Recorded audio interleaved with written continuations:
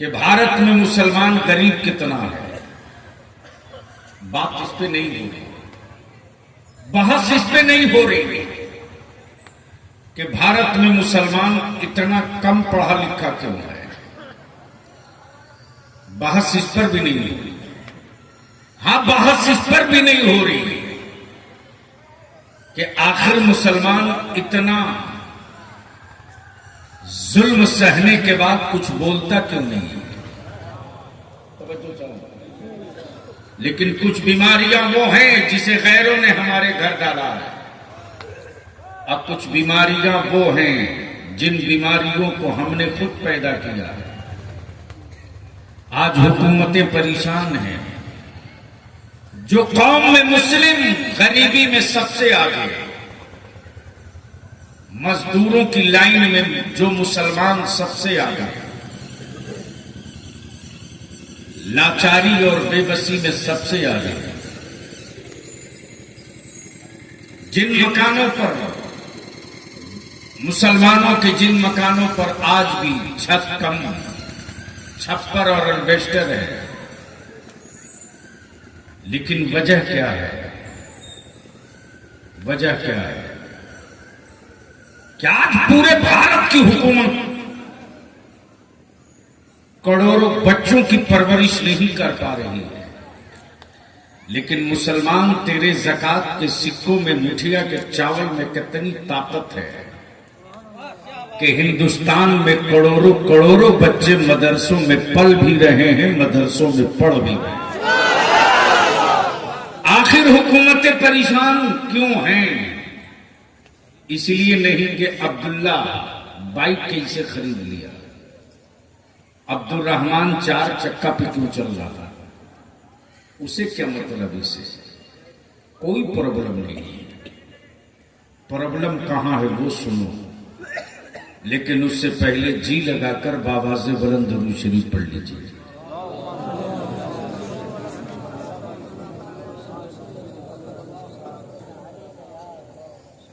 जलसे वाली दुरूद तो सबको याद नहीं, लेकिन मिलाद शरीफ वाली दुरूद सबको याद है ना? वो भी बंगाल में, इसलिए इसी को पढ़ लीजिए। रब्बे सल्लिम अला, अरे जोर से पढ़ो, रब्बे सल्लिम अला मरहबा मरहबा, जोर से मरहबा मरहबा। अल्लाह इस्माइल साहब, ये लफ्ज़ मरहबा कब कहां सुनाई दिया? आज भी सऊदिया वाले किसी से मिलते हैं तो उसी जुमले का इस्तेमाल करते, मरहबा या हबीबी कहते हैं।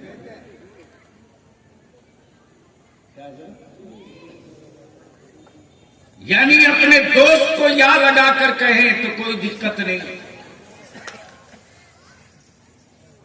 वो अपने रिश्तेदार को मरहबा या हबीबी कहे तो कोई हिंदुस्तान का मुफ्ती फतवा नहीं देता।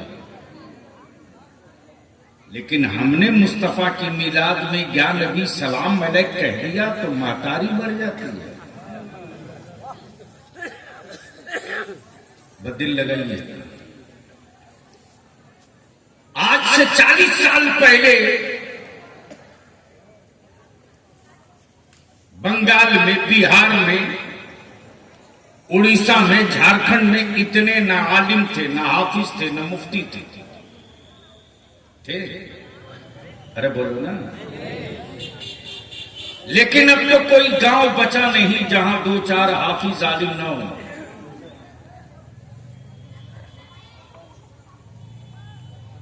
तो पहले जब इतने ना हफ़ाज़, ना उलमा, ना मुफ्ती, ना मुहद्दिस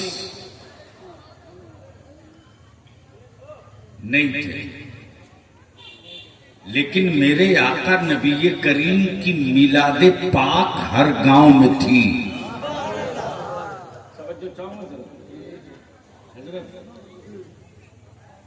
हर गांव में। आज किसी मौलवी मौलाना मुफ्ती ने जलसे को हराम का फतवा नहीं दिया। कॉन्फ्रेंस को नाजायज नहीं लिखा नहीं लिखा, इसलिए कि कॉन्फ्रेंस और जलसा वो खुद भी करते हैं। लेकिन मेरे आका की मीलाद को हराम और नाजायज कहने वालों ने बड़ी खूबसूरती से हथौड़ा नहीं खंजर मार दिया। और क्या ईमान वालों इश्क था मेरे मुस्तफा करीम की मीलाद से। ईमान वालों को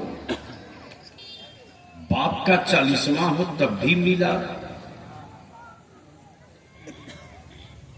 दादा उमरा करके आवे जब भी मिलाद, नया मकान बनावे तो दाखिल होगा बाद में पहले होगी मिलाद, वालिद का तीजा और 20वां हो तब भी हो मिलाद, बेटे की बारात जाएगी बाद में पहले होगी मिलाद, बेटी की बारात आएगी बाद में पहले होगी मिलाद। बोलो सही है क्या गलत? जोर से। अब सवाल ये उठता कि मिलादों में होता क्या है? तो कल जब न इतने मुफ्ती थे, न इतने मौलाना, न इतने मुहद्दिस, लेकिन गांव में दो चंद बुजुर्ग बूढ़े नमाजी होते थे जिनके हाथों में 2 किताब होती थी। एक किताब का नाम मिलादे अकबर और एक किताब का नाम मिलादे गौहर। जबान चाहे बंगला हो कि उर्दू, और मेरी मां बहनें क्या एहतमाम के साथ घर में मिलाद का एहतमाम करती थी कि चौकी और तखत हो तो पहले 3 मरतबा साफ धुल लो, इसलिए कि पाक मुस्तफा का जिक्र होने वाला है, तखत भी पाक होना चाहिए। चादर नहीं हो,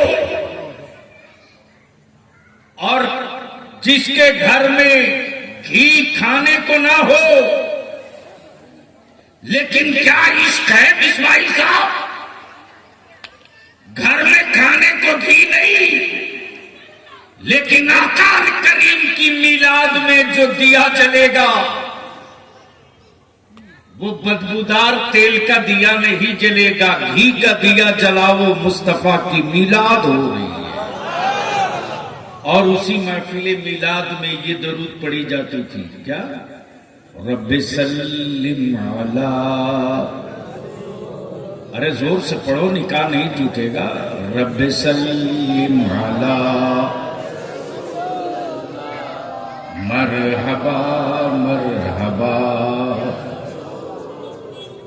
ये लफ्ज़ मरहबा मरहबा कब कहां सुनाई दिया? तो तारीख और दिन नोट करो। महीना 12 रबीउल नूर का, वक्त सुबह सादिक का। आ रहे हैं कौनैन के आका, अल्लाह के फरिश्ते और मलाइका यही तो सदा लगा रहे थे, मरहबा या मक्की मदनी, मरहबा या हाशमी मुत्तलबी, मरहबा या रहमतल लिल आलमीन। उसी को आशिकों ने जोड़ दिया, मरहबा मरहबा, जोर से, मरहबा मरहबा।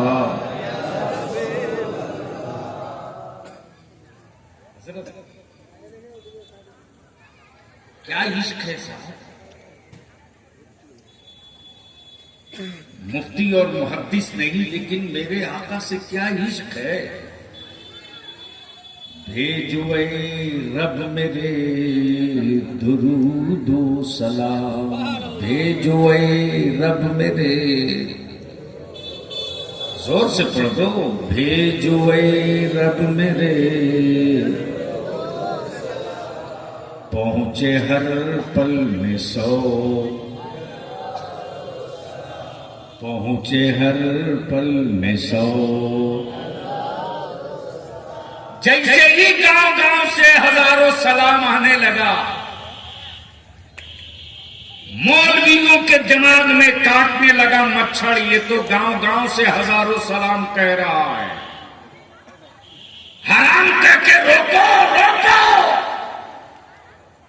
नाजायज का फतवा देकर रोको,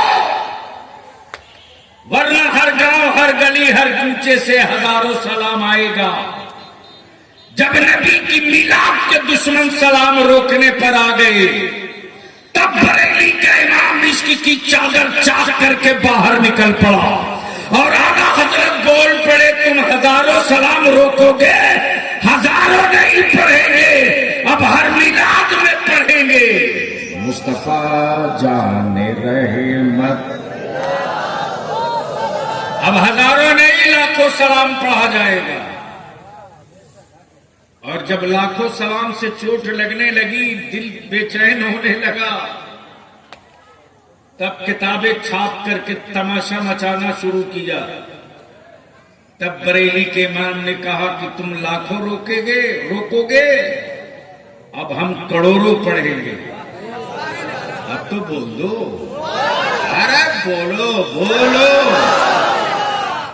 और क्या कहा, किसी को याद है?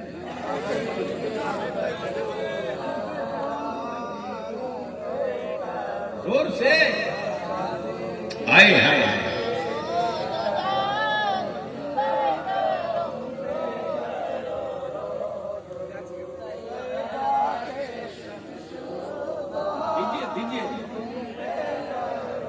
सब लोग मिलकर साथ पढ़ो, सब लोग पढ़ो, सब लोग पढ़ो। तुम पे करो रोद रो तैबा के शमसो तोहा, तुम पे करो रोद रो। और कोई गैर क्या, और कोई क्या तुमसे नेहा हो भला, और कोई गैब क्या तुमसे नेहा हो भला। जब ना कोताही छुपा तुम पे करो रोद रो। नबी बहुत आए, रसूल बहुत आए, पैगंबर बहुत आए, और जितने नबी आए सबने अल्लाह की वहदानियत की बात की। अब इसको थोड़ा हल्का करके समझा दो। हजरत नाम भूल गया, हजरत मौलाना अल्लामा अब्दुल कुद्दूस रज़वी साहब से हजरत अल्लामा मिसबाही साहब ने पूछा हजरत नाम भूल गया, अल्लामा मिसबाही साहब ने पूछा अल्लामा अब्दुल कुद्दूस साहब से, अल्लामा जुन्नून मिस्री को आपने देखा है? देखा है? तो इन्होंने कहा नहीं। कभी की मुलाकात है? नहीं। कभी गुफ्तगू हुई?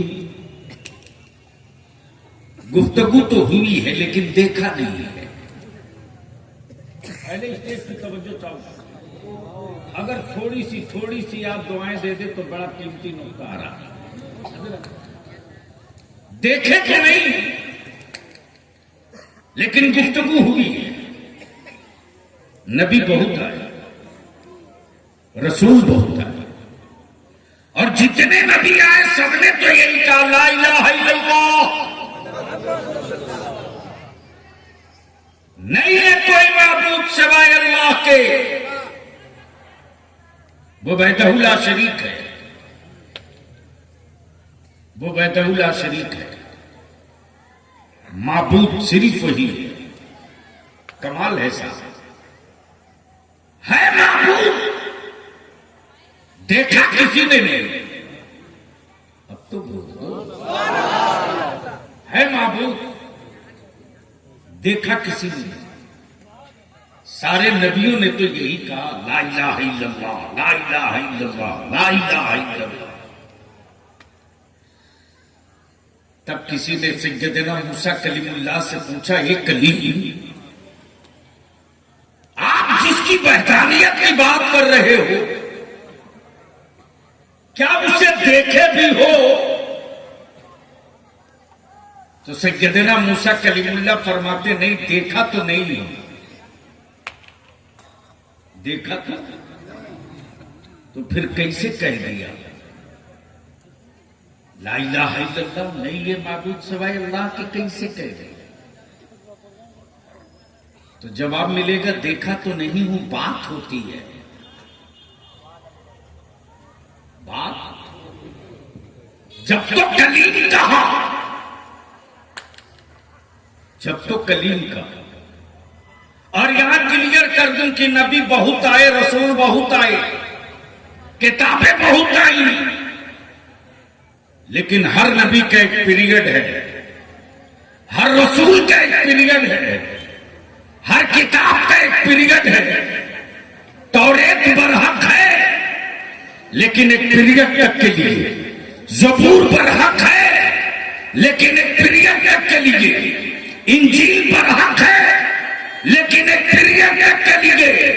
लेकिन ये तो नबी थे, जब महबूब की बारी आई तो रब ने फरमा दिया ये मेरे महबूब वो नबी थे जिनका पीरियड था, तुम तो मेरे महबूब हो। महबूब के लिए पीरियड नहीं होता, हबीब के लिए पीरियड नहीं होता।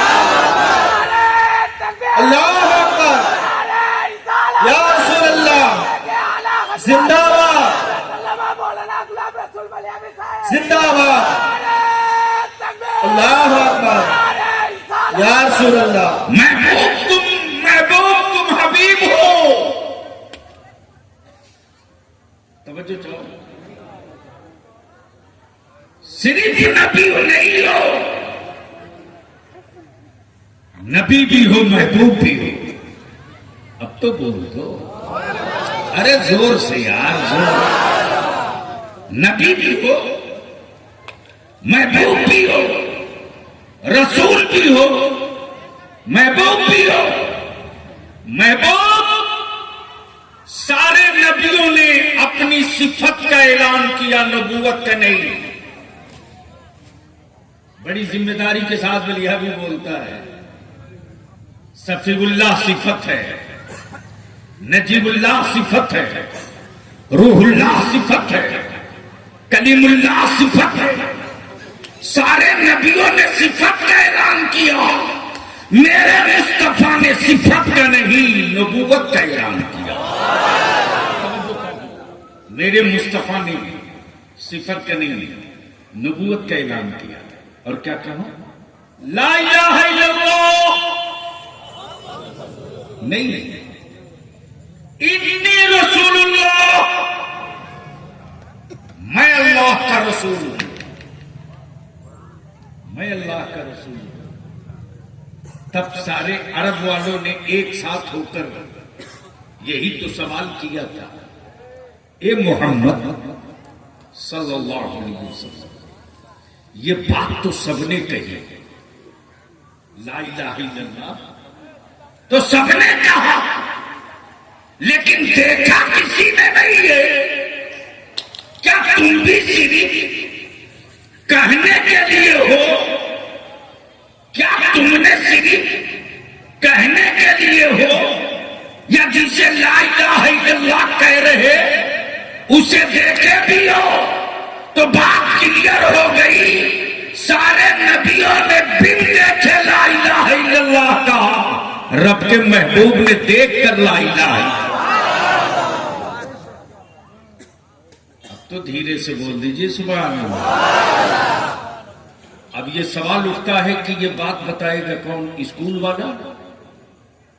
अरे बोलो ना, जोर से, जोर से। कॉलेज वाला? यूनिवर्सिटी वाला? फिर बताएगा कौन? जोर से, जोर से। और आज हुकूमतों की खोपड़ी इसीलिए घूम रही है। माफ करना, 100 मकान गिरा देने से कोई असर नहीं पड़ेगा। एक मदरसा गिर जाएगा तो 50 साल तक मेरे बच्चों के वजूद पर इसका असर रहेगा। और इसी को बचाने की तदबीर करो, लेकिन मदरसे को मदरसा रहने दो। आलिमों को वारिसे अंबिया रखो, नौकर मत बनाओ। इमाम को इमाम रहने दो, मुलाजिम मत बनाओ। वरना सोचो ये वही कौम है ना, जिस इमाम के पीछे नमाज पढ़कर मुसलमान आता दरवाजे के बाहर उसी के खिलाफ भाषण देता है, और जब बच्चे तड़पते हैं तो उसी इमाम के पास पानी पढ़वाने के लिए जाता है। बोल सही है कि गलत? जो कौम अपने मजहबी पेशवाओं की इज्जत न कर सके, वो कौम दुनिया में इज्जत का कटोरा लेके घूमते रहे, जिल्लत मिलेगी, इज्जत नहीं मिलेगी। ये तारीख का हिस्सा है, और हम अपने उलमा से विनती करके हाथ जोड़ के अपील करेंगे,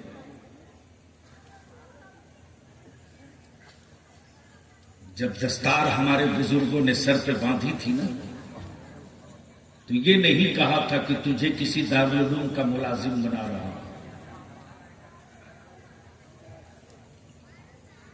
बल्कि जब हमारे अकाबरीन दस्तार बांधते तो ये कहते कि हम मुलाजिम की दस्तार नहीं बांध रहे, अंबिया के वारिस की दस्तार बांध रहे। और जो वारिस होता है वो मालिक होता है, जो मुलाजिम होता है वो नौकर होता है। जब आलिम अपने को मुलाजिम बना लेगा तो रोटियों का डर सताते रहेगा, और जब आलिम वारिसे पैगंबर रहेगा तो वो रोटियों के पीछे नहीं दौड़ेगा, दुनिया उसके पीछे दौड़ते रहेगी। ये तो तारीख है। तब बरेली के मेरे इमाम ने क्या हिम्मत दिया है, करूं मदहे अहले दुवल रजा, पड़े इस बला में मेरी बला, मैं गदा हूं अपने करीम का, मेरा दीन पा रहे ना नहीं। नान कहते हैं रोटी को। मेरे अजीज, मेरे नौजवान, इस वक्त हमारी कौम पूरे भारत में बारूद के ढेर के खड़ी है। शायद जिंदगी वफा करे न करे, याद रखोगे बलियाबी को। मुझे मालूम है मेरे मरने के बाद दिया लेके ढूंढोगे, यूट्यूब पर सर्च करके बलियाबी ने कब किस वक्त क्या बात कही थी। मुझे मालूम है कि अखबार तलाशोगे कि बलियाबी ने कब किस वक्त क्या बयान दिया, पढ़ो। उस वक्त मायूसियों के सिवा कुछ नहीं बचेगा, कुछ नहीं हाथ लगेगा। आज पूरी दुनिया में रिसर्च इस बात पे नहीं हो रहा कि मुसलमान इतना गरीब क्यों है। मुसलमानों में इतनी बड़ी आबादी मजदूरों की कैसे हो गई। यकीनन आप रहते हो बंगाल में, लेकिन बंगाल की तस्वीर अपनी नस्लों की, अपनी औलादों की, अपनी कौम की आप नहीं देखते हो। तेरा बलियाबी बंगाल, उड़ीसा, बिहार की तस्वीर हर सूबे में देख रहा है। चले जाओ चेन्नई, चले जाओ उड़ीसा, चले जाओ बेंगलोर, चले जाओ हैदराबाद, चले जाओ महाराष्ट्र, चले जाओ चेन्नई, होटल से लेकर सरिया बांधने तक की जिस कौम के बच्चों की सबसे बड़ी संख्या होगी वो बंगाल का मुसलमान होगा। क्यों? जुर्म क्या है? जुर्म क्या है? और हम अपने असातिज़ा से अपील करेंगे कि मदारिस को सिर्फ हाफिज और आलिम पैदा करने की मशीन न रखा जाए। हर दौर में फितने उठे हैं, हर दौर में मुकाबला आलिमों को करना पड़ा है, और हम कमेटी वालों से भी कहेंगे। इसलिए कि बलियाबी सिर्फ तकरीर नहीं करता है, सिर्फ राजनीति नहीं करता, सिर्फ एमपी मेले नहीं बनाता। बलियाबी के इदारे में खुद इस वक्त 450 बच्चे हैं, 450, कंप्यूटर से लेकर के इंग्लिश तक, हिफ्ज से लेकर के मुफ्ती तक की तालीम है। 450 बच्चे हैं। कभी आके देख लीजिए, इंची टेप से नाप कर हिसाब लेता है दरसगाह। हमने जो लगाया है उसका रिटर्न मेरे बच्चों को मिला कि नहीं मिला, बस दिल लगा लीजिए। बिल्डिंग बहुत शानदार हो जाए अच्छी बात है, और अच्छी बिल्डिंग होनी चाहिए, लेकिन उसका इस्तेमाल और अच्छा हो, इस पर भी नजर रखनी चाहिए। इसलिए कि बीमारी आने से पहले दवा तैयार करना तबीबों का काम है। जब बीमारियों ने घेर लिया है मेरी कौम की बेटियों को, जब बीमारियों ने घेर लिया है मेरी कौम के जवानों को, जब बीमारियों ने घेर लिया है समाज के उन सरमायादारों को, अरे पहले तो सिर्फ लोग जानवर पालते थे बेचने के लिए, अब तो बाप बेटा की परवरिश कर रहा है बेचने के लिए। बोलो सही है कि गलत? अब नहीं बोलोगे, अब नहीं बोलोगे, जोर से बोलो ना, सही है कि गलत है? जब से तुमने अपनी औलादों की कीमत 3 लाख 5 लाख रुपया और एक मोटरसाइकिल लगा दिया है ना, तब से हुकूमतें तेरी कीमत लगा के बैठ गई हैं। इसलिए कि भारत के हर हुक्मरान अदालत में बैठे हर जज को पता था दुनिया की हर कौम बिक सकती है, मुस्तफा का गुलाम नहीं बिक सकता, ये तारीख का हिस्सा है। लेकिन जब से तुमने अपने बेटों का सौदा शुरू किया है, अपनी औलादों की कीमत लगाना शुरू की, तब से दुनिया तेरी वोट की कीमत लगा ली। अब तो चले जाओ सियासी गलियारों में, मौलाना हाल ये है कि सारी पार्टी के लोग कहते हैं मुसलमानों के वोट की चिंता मत करो, रुपया रखो थैले में, वोटिंग से 2 रात पहले घूम दो, बांट दो, वोट खरीद लो। माफ कीजिएगा, ये थोड़ा कड़वा सच है, बोलना ही पड़ता है, इसलिए कि बलिया भी जिंदा यही बोलने के लिए रखा गया है, वरना जरूरत क्या थी धरती पर। अगर मान लो 1000 रुपया या 2000 पर किसी ने अपना वोट बेच दिया, चाहे जिसको बेच दिया हो, जोड़ लो 500 साल का कई नया पैसा पर डे के हिसाब से पड़ गया, कई नया पैसा पड़ गया। इसलिए आखिरत की तरफ लौटो। नबी बहुत आए, रसूल बहुत आए, पैगंबर बहुत आए, लेकिन जब अल्लाह के महबूब सरवरे आलम नूरे मुजस्सम फखरे दो आलम जनाबे मोहम्मद रसूलुल्लाह सल्लल्लाहु अलैहि वसल्लम की आमद हो गई। अब एक आखिरी जुमला यहां रुककर आपसे भी पूछ लूं, इन साल पूरे भारत में ईमान वालों ने मेरे आका की जश्न मिलाद कई 100 साल मनाया है? आप लोग नहीं मनाए थे? तो अगर मनाए थे तो बोलने में कोई दिक्कत तो नहीं है। कई 100 साल था? 1500 साल। हजरत मजे की बात तो ये है, अब तो अपने लायक महफिल मिलती है तो लगता है कि आज बोलो। 1500 साल टोटल कितना हुआ? 1500 साल। इस्लाम को आए 1500 साल नहीं हुआ, रसूल करीम अलैहिस्सलाम को आए 1500 साल। उस 1500 साल में 40 साल माइनस कर दो, निकाल दो, तो कितना बचा? कितना? 1460। नबी को आए 1500 साल और इस्लाम को आए 1460। रिसर्च और बहस इस बात पे हो रही है कि किसी ने अपने मजहब की उम्र 5000 साल बताया था, किसी ने अपने धर्म की उम्र 100-2000 साल बताया था, किसी ने अपने मजहब की उम्र 30,000 साल बताया था। रिसर्च इस बात पे हो रही कि कौनैन के आका रहमत आलम को आए 1500 साल और मुस्तफा ने जिस इस्लाम को दिया उसकी उम्र 1460 साल। इस वक्त दुनिया का कोई एक मुल्क बता दो, कोई एक मुल्क जहां इमसाल मेरे आका की जश्न मीलाद का जुलूस न दिखाई दिया हो। गोया के 1460 साल का इस्लाम पूरी दुनिया को दावत तहकीक दे रहा।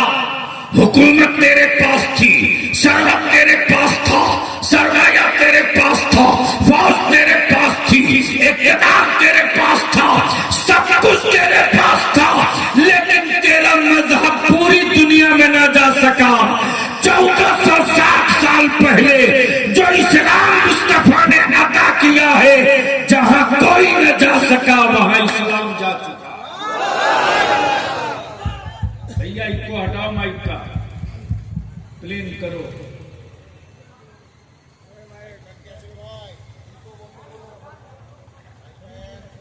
बस जहन को हाजिर रखिए, 5-7 मिनट और।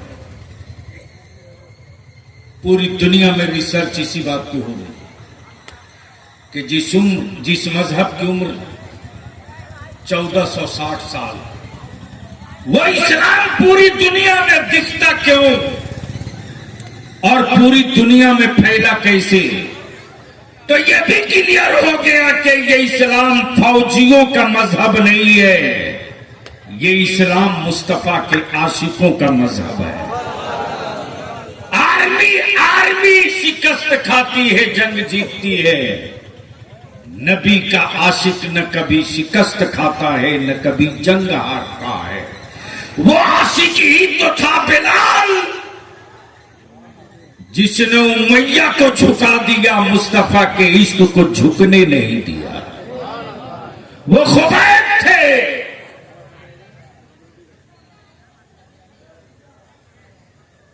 जो सूली पे लटकते रहे, दार पे लटकते रहे। किसी ने जान का हवाला देकर कहा, ए खुबैब अभी भी वक्त है, इनकार कर दो, माफ करना। हथियार लश्कर डालता है, आशिक हथियार कभी नहीं डालता। हजरत सैयदना खुबैब सूली पे लटकते मुस्कुराते बोलते रहे, अल्लाह ने एक जिंदगी दी है उन पर निसार करने के लिए।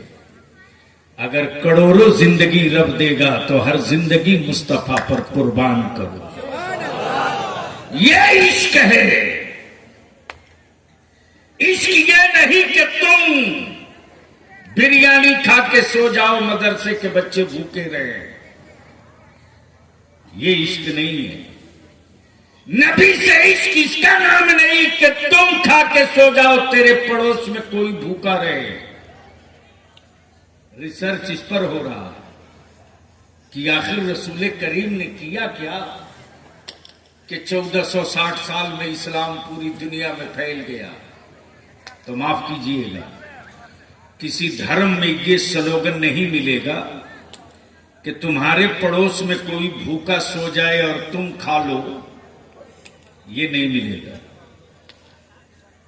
तन्हा इस्लाम ही एक मजहब है जिसमें आक़ाए करीम फरमाते हैं कि ईमान वालों, याद रखना तेरे पड़ोस में कोई भूखा न सोने पावे, कोई भूखा न सोने। ये नहीं कहा मेरे आका ने कि मुसलमान भूखा न सोवे, बल्कि आक़ाए रहमत ने फरमाया किसी मजहब का हो भूखा नहीं सोना चाहिए। अब लोगों ने कहा या रसूलल्लाह अलैहिस्सलाम, एक पड़ोस की हद क्या है? कितने घर का एक पड़ोस होता है?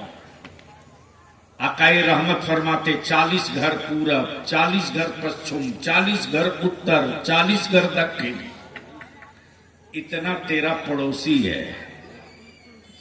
लेकिन आप तो जाते हो बाजार ना, जाते हो कि नहीं जाते हो?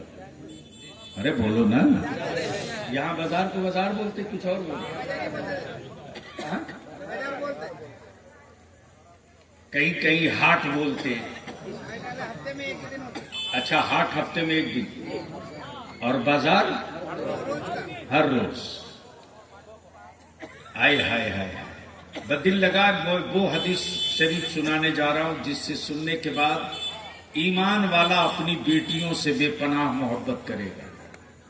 मेरे आका करीम फरमाते हैं, जब तुम बाजार जाओ और कोई चीज खरीद के लाओ, मान लो अगर तुमने केला खरीदा है, फल खरीदा है, तो बेटे को एक दो, तो बेटियों को दो दे दो। अरे बोल यार, बोल बोल, क्या कहा? बेटियों को दो, बेटे को एक दो। अल्लाह अकबर। मेरे आका करीम के फरमान के पीछे कितना बड़ा राज है, यह समझना आसान नहीं यार। इसके लिए तुझे उतरना पड़ेगा पूरे के पूरा इस्लाम में। अकाई रहमत के इस हुक्म के पीछे का फलसफा यह है कि अपनी बेटियों को इतना खिला दो कि अगर तेरी बेटी रुखसत होकर ससुराल जाए और उसका शौहर इस लायक ना हो कि वो चीजें मुहैया करा सके, तो पड़ोस या उस घर में किसी दूसरे के घर वो नेमतें देखने के बाद उसकी आंखों में लालच ना आवे, बल्कि उसको इतना खिलाकर रुखसत करो कि वो ससुराल भी जाए तो मुतमईन रहे। ये नेमतें मेरे बाप ने मुझे बचपने में बहुत खिलाया।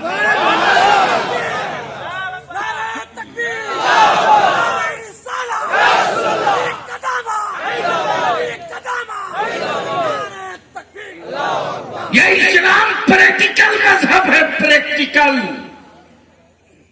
यह हक मारना नहीं, हक दिलाना जानता है। जिसके यहां बेटियों का हक और हिस्सा बाप की जायदाद में था ही नहीं, वो 2005 में पार्लियामेंट में कानून बनाए। 2005 में कानून बनाए हैं वो कि दिया जाएगा बेटियों को हिस्सा। अब भलियाबी कहता है, कहते हो 35,000 साल के मजहब है, तो 35,000 साल से तूने बेटियों का हिस्सा जो मारा वो कब दोगे और किसको दोगे? लेकिन मेरे नबी सल्लल्लाहु अलैहि वसल्लम ने 1460 साल पहले बेटों का भी हिस्सा बता दिया, मुस्तफा ने बेटियों का भी हिस्सा बता दिया। मुस्तफा इस इलाके में बाप अपनी जायदाद में बेटियों को हिस्सा देता है, देता है? नहीं देते हो तो देना, नहीं दोगे तो कब्र में कुटाई होगी, तेरे बेटे काम नहीं आएंगे। अब तो हालत यह है कि बेटों को बाप के जनाजे के बाद, जनाजा तो दूर की बात हो गई, अगर हिंदुस्तान में हमारे मदरसे न रहें तो शायद किसी के इंतकाल के बाद पूरा गांव मिलकर एक खत्म कुरान की तिलावत नहीं कर पाता है। बोलो सही है कि गलत? जोर से बोलो। सेठ तुम कहलाओ, प्रॉपर्टी तुम बाप की तुम लो, और बाप को कब्र से के आजाब से बचने का रास्ता मदरसे के बच्चे तलाशें, और उसके बाद तुम आंखें लाल करके मदरसे के बच्चों को टूअर और यतीम बोलो। अपनी जबानों को लगाम लगाओ। और कितने बड़े दौलतमंद हो तू, गरीब वो नहीं है जिसके पास पैसे ना हो, गरीब वो नहीं है जिसके पास दौलत न हो, बल्कि धरती पर गरीब वो है जिसके दिलों में इश्क रसूल न हो। सबसे बड़ा गरीब वो है। दौलतमंद होना ये कमाल नहीं है, उस्मान गनी की तरह दौलत का इस्तेमाल करना ये कमाल की बात है। बहादुर होना, ताकतवर होना ये कमाल की बात नहीं है। ताकत का इस्तेमाल अल्लाह और उसके रसूल की रजा के लिए करना ये कमाल की बात है। यहां तो चचा अपने भतीजे को आंख दिखाता है, भतीजा अपने चचा को चुनौती देता है। लेकिन आइए, मौला अली शेर खुदा, बोल दो या अली, जोर से, जोर से। मौला अली शेर खुदा, जिनके बाजुओं की कुव्वत से खैबर कांपता हो। सैयदना मौला अली मुश्किल कुशा शेर खुदा गुजर रहे हैं। एक बदतमीज मौला अली शेर खुदा के चेहरे मुकद्दस पे थूक दिया। आज अगर किसी की तरफ कोई थूक दे तो तलवार निकल जाती है। उस बदबख्त ने मेरे मौला अली के चेहरे अनवर को थूका था। सैयदना मुश्किल कुशा रदियल्लाहु ताला ने कपड़े से थूक पोंछ कर आगे गुजर गए। जब आगे गुजर गए तो फिर वो पीछे से लौट कर आया और कहने लगा, तुम्हारा नाम अली है? सैयदना मौला अली मुश्किल कुशा मुस्कुरा के फरमाते, हाँ हाँ मैं ही अली हूं। सुभान अल्लाह, सुभान अल्लाह, जोर से। क्या कहा? मैं ही अली हूं, मैं ही। तब उसने कहा, ए अली, अगर तुम वही अली हो तो ये बता दो कि अबू तुराब का लक़ब रसूल करीम ने तुझी को दिया है? मौला अली शेर खुदा फरमाते, हाँ हाँ हाँ हाँ, या अबा तुराब, मेरे आका ने हमी को कहा है, वही अली हूं। तब उस बदबख्त ने कहा, ए अली, तेरी ताकत का शोहरा तो बहुत सुना था, मैंने तेरे मुंह पर थूक दिया, तुझको गुस्सा नहीं आया? मौला अली शेर खुदा फरमाते, नहीं, बिल्कुल गुस्सा नहीं आया। तब उसने कहा, ए अली, तुझको गुस्सा आता कब है? आए है। अरे हजरत आगे बढ़ जाइए, आगे आ जाइए, अच्छा नहीं लगा। क्या कहा? ए अली, तुझे गुस्सा आता कब है? शेर खुदा मुश्किल कुशा मेरे मौला फरमाते, सुन, तू अली के चेहरे पर एक बार नहीं 100 बार थूक ले, अली को गुस्सा नहीं आएगा। अली को एक बार नहीं 100 बार तू गालियां दे ले, अली को गुस्सा नहीं आएगा। उसने कहा, अली, फिर तुझको गुस्सा आता कब है? तब मौला अली फरमाते, सुन, कसम है उस कादिर मुतलक की जिसके कब्जे में अली की जान और सांसें हैं, अली को गुस्सा कभी नहीं आता। लेकिन अगर अली के अल्लाह और उसके रसूल के खिलाफ कोई बोल दे तो फिर अली के गुस्से को कोई रोक भी नहीं पाता। इसलिए कि मेरी ताकत अल्लाह और उसके रसूल की रजा के लिए है, मेरी जिंदगी की हर सांस अल्लाह और उसके रसूल की रजा के लिए है। जो खुद के लिए जीता है उसकी इज्जत अपनी होती है, जो खुदा के लिए जीता है, रसूल के लिए जीता है, वो अपनी इज्जत की परवाह नहीं करता, अल्लाह और उसके रसूल की इज्जत की परवाह करता। ये मदरसे का दर्स है।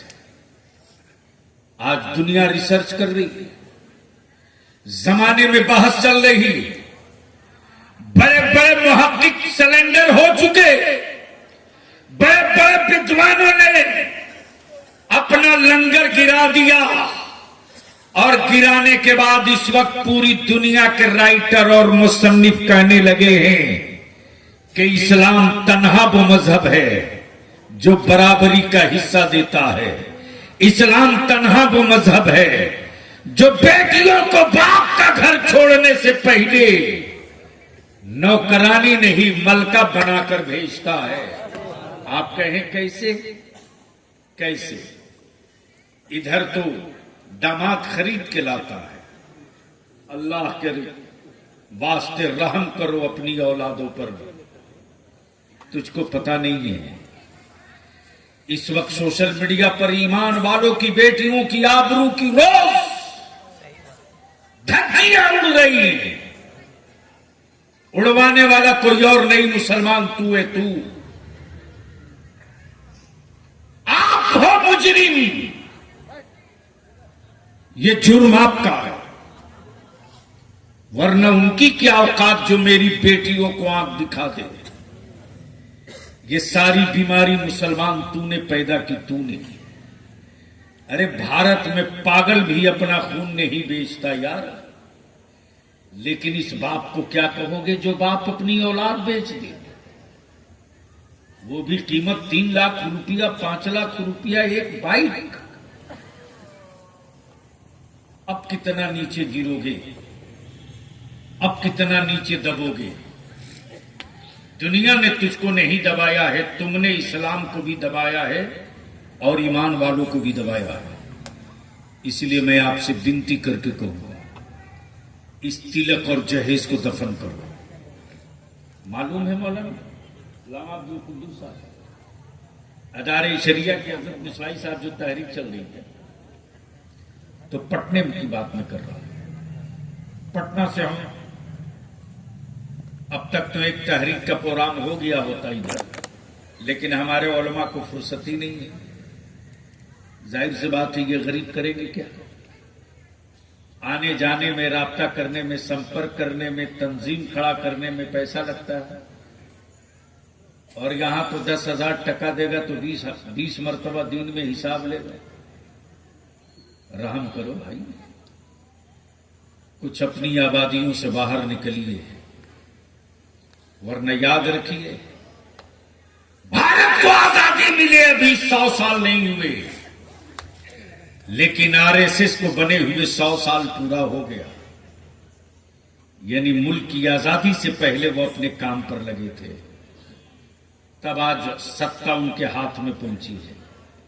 आजादी के बाद इतने जख्म खाने के बाद भी अब तक हम सर जोड़ के ना बैठ सके कि हमें अपना गांव कैसा बनाना है, हमें अपना समाज कैसा बनाना है, हमें अपनी नस्ल और अपनी औलादों के लिए तालीम का, एजुकेशन का कैलेंडर कौन सा मुरत्तब करना है, मस्जिदें बचाने के लिए, मदरसों को सलामत रखने के लिए हमें अपनी डिजाइन कौन सी करनी है, आज तक फुर्सत न मिली। और जो करना चाहते हैं उनको लोग पागल समझते हैं, उनको लोग पागल समझते हैं, और जो कर सकते हैं आसानी से उनको फुर्सत ही नहीं है। अल्लाह मिसवाई साहब, जब मैं गुजर रहा था तो मैं बड़ी बेचैन था, बड़ी परेशान था कि आखिर इस वबा से हम निपटे कैसे। मैं तो दावत दे रहा हूं, बगल में आपके झारखंड है, जहां जहां तहरीके बेदारी हो चुका है, हिम्मत नहीं है किसी बाप की जो अपनी औलाद को रेट लगा के बेच दे। बारात में जाने के लिए आदमी तो छोड़, जानवर भी नहीं मिलेगा। दरवाजे पर औकात नहीं कि कोई बैंड बाजा, डीजे और पटाखा फोड़ दे। 25,000 रुपया फाइन लगता है गांव में।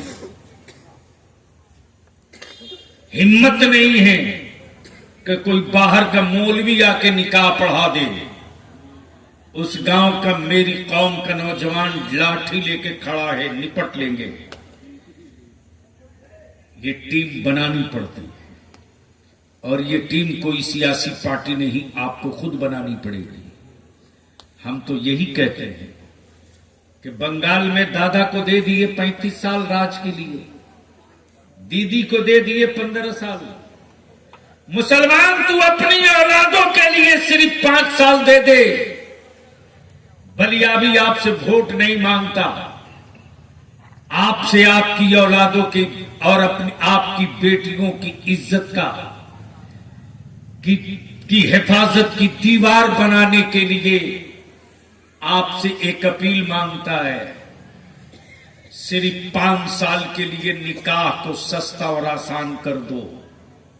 बंद करो बारात ले जाना, बंद करो जहेज तिलक, शुरू करो मस्जिदों में निकाह, बंद करो टेंट और दिस दैट पर खर्चा, और इसी पैसे को बचाकर अपनी औलादों को पढ़ा दो।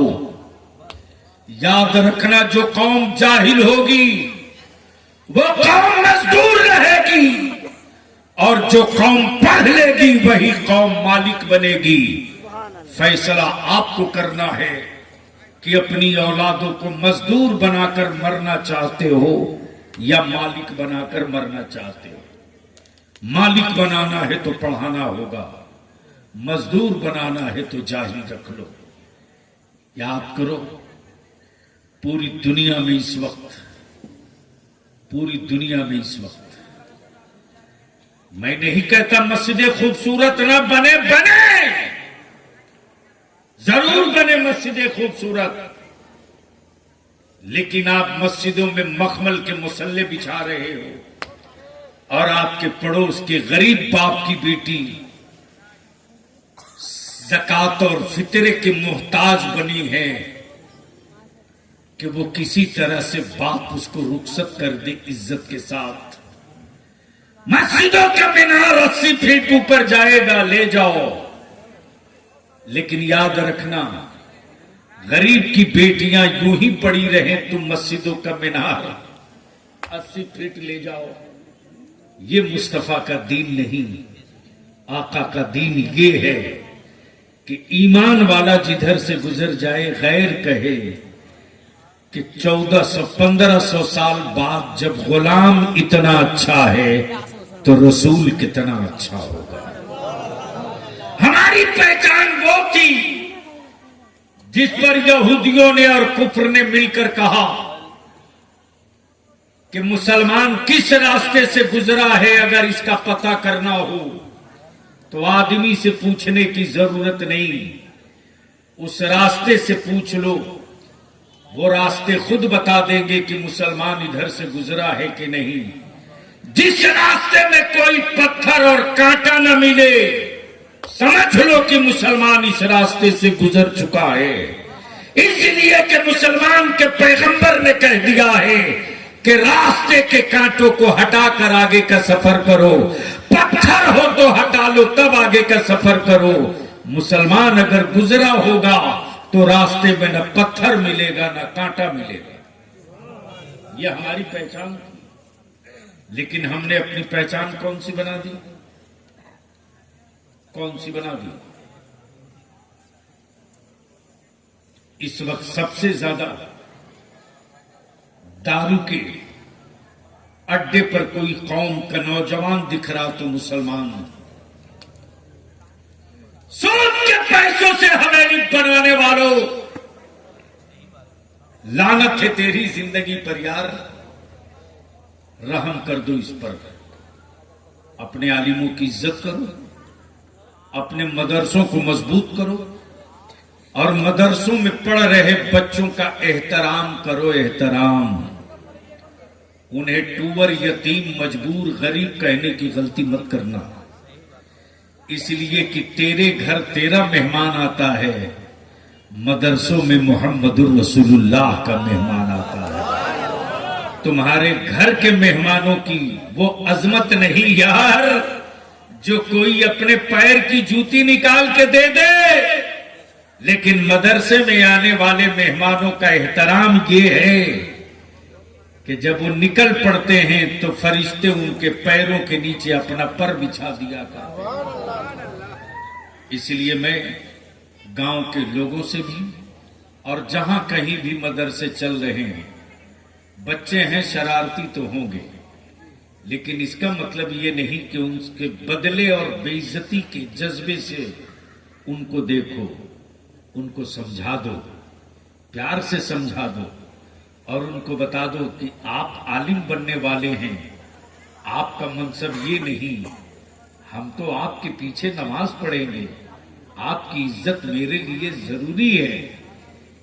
इसलिए मैं कमेटी वालों से भी गुजारिश करूंगा कि मदारिस के तलबा और असातिज़ा और आप, हम सब के सब ऐसा नहीं कि ये कानून मेरे लिए नहीं, मैं खुद पहले करता हूं तब दूसरे को कहता हूं। अल्लामा अब्दुल कुद्दूस साहब साल में यहां तक कि मेरी गाड़ी के शीशे तोड़ देते हैं। बल्ब लगेगा हर 15 दिन में टूटे, कोई बात नहीं, कौम देती है फिर लग जाएगा, लेकिन ये कहकर नहीं डांट सकते कि तेरी हिम्मत कैसे हुए तोड़ने की। हाँ, समझाते हैं कि ये एहसास दिलाते हैं कि बेटा ये वो पेड़ है, ये वो गांच है, इसमें पानी डालते रहो ताकि हरा रहे। आज तुम चहचहा रहे हो, कल तुम चले जाओगे तो दूसरा कोई आएगा वो भी चहचहाएगा। इसलिए मैं अपने उलमा से भी अपील करूंगा कि खुद को मुलाजिम न समझिए और आपसे अपील करके गुजारिश करूंगा, विनती करूंगा कि बंद कीजिए उस रस्म को जो मेरी बेटियों की आबरू से खेल रहा। हजरत, जब मैं परेशान था, बेचैनियों में था, तब कुछ कॉलेजेस और स्कूल के बच्चों ने हमसे फोन करके कहा, हजरत हम लोग तो डर से आपसे बोल नहीं पाते, हम लोग देखते हैं तो दिल रोता है। एक आदमी है जो रात दिन सत्ता से भी लड़ रहा, हुकूमत से भी लड़ रहा और अपनी कौम से भी लड़ रहा। आपको परेशानी है ना कि मुसलमानों की बच्चियां गैरों के साथ क्यों गई? असल बीमारी वहां नहीं, असल बीमारी यहां है। एक मीटिंग बुलवाइए हम स्कूल और कॉलेजेस के बच्चों के साथ। मौलाना पैर से जमीन खसक गई बलियाबी की। जब मैंने मीटिंग बुलाई, अल्लाह मिसवाई साहब इसी तरफ पिंडाल बधा, मैंने कहा बीच से पर्दा डाल दो, बेटियां एक तरफ रहेंगी, और मैंने कॉर्डलेस माइक भेज दी। मैंने कहा बताओ हमारी बेटियां गैरों के घर कैसे जा रही हैं? जवाब सुनेंगे, पैर से जमीन खसक जाएगी। बच्चियां जवाब देती है, हजरत हम लोग स्कूल जाते हैं, कॉलेज जाते हैं, हम लोग कोचिंग जाते हैं, लौट कर स्कूल कॉलेज से आते हैं, मेरी मां को फुर्सत नहीं मिलती कि मेरी मां मुझसे बात करे। बेटी अपने बाप से हर बात नहीं कह सकती, बहन अपने भाई से हर बात नहीं कह सकती, लेकिन बेटी अपने मां से दिल की हर बात कह लेती है। मेरी मां को फुर्सत नहीं। जब मैं स्कूल कॉलेज से आती हूं तो मेरी मां मोबाइल लेकर अपने रूम में बंद है, एक बार नहीं पूछती कि तू इतनी देर कहां थी, आने में क्यों लेट हुआ। हम चाहे जय बजे जाएं, मेरी मां को पूछने की फुर्सत नहीं, मोबाइल लेकर पड़ी है। मेरा भाई मुझसे बात नहीं करता, वो मोबाइल लेके अलग पड़ा है। रात को मजदूरी करके, मेहनत करके, कारोबार करके, तिजारत करके मेरा बाप आता रात को थका हारा खा के, वो भी थोड़ी देर मोबाइल देखता, वो भी सो जाता, उसको भी फुर्सत नहीं मुझसे पूछे। मैं बेटी हूं, अपने दिल की बात किससे कहूं? मेरे अजीज, बचा सकते हो तो बचा लो, संभाल सकते हो तो संभाल लो। मैं अपनी मां बहनों से भी गुजारिश करके, अपील करके कहूंगा, अपनी बेटियों को वक्त दो और अपनी बेटियों पर नजर रखो और अपने बेटों पर भी नजर रखो। बल्कि अब तो जरूरत इस बात की है कि हर गांव में, हर मदरसे, हर मस्जिद की कमेटी वाले, हर गांव में एक नौजवानों की कमेटी बनावे, एक कमेटी बनावे, गांव सुधार समाज सुधार कमेटी। जिस किसी का बेटा 12 बजे 11 बजे 2 बजे रात तक मोबाइल का डब्बा लेकर के गली और कूचों में घूम रहा हो, बिला वजह बदतमीजियां कर रहा हो, डंडे मार के अंदर करो, इसलिए कि मोबाइल के डब्बे ने तेरी नस्लों को बर्बाद कर दिया और तुम खुश हो कि तेरा बेटा 50,000 का मोबाइल लेके घूम रहा। रहम कर दो अपने बच्चों पर, रहम कर दो अपनी औलादों पर, वरना आने वाले दिनों में तुम सूखे गांच की तरह रहोगे। कोई हवा चलेगी तुम गिर जाओगे। हरे पेड़ों को काटना जुर्म है, सूखे पेड़ों को काटना कोई जुर्म नहीं। जब सूख जाओगे तो जो चाहेगा वही तुझको काट देगा। हरे रहोगे ईमान से, हरे रहोगे इस्लाम से, हरे रहोगे नबी के इश्क से, हरे रहोगे रसूलुल्लाह की शरीयत से, तो दुनिया के किसी हुक्मरां की औकात नहीं, काटना तो दूर की बात रही, तेरी तरफ पलट के देखने की हिम्मत जुटा सके। अल्लाह तबारक व तआला अमल खैर की तौफीक रफीक अता फरमाए। रब्बे जुल जलाल उलमा की उम्रों में बरकतें अता फरमाए और फारिग होने वाले बच्चों को रब्बे जुल जलाल दीन का सच्चा मुबल्लिग बनाए। यार जिंदा सोहबत बाकी। सलाम अलैकुम।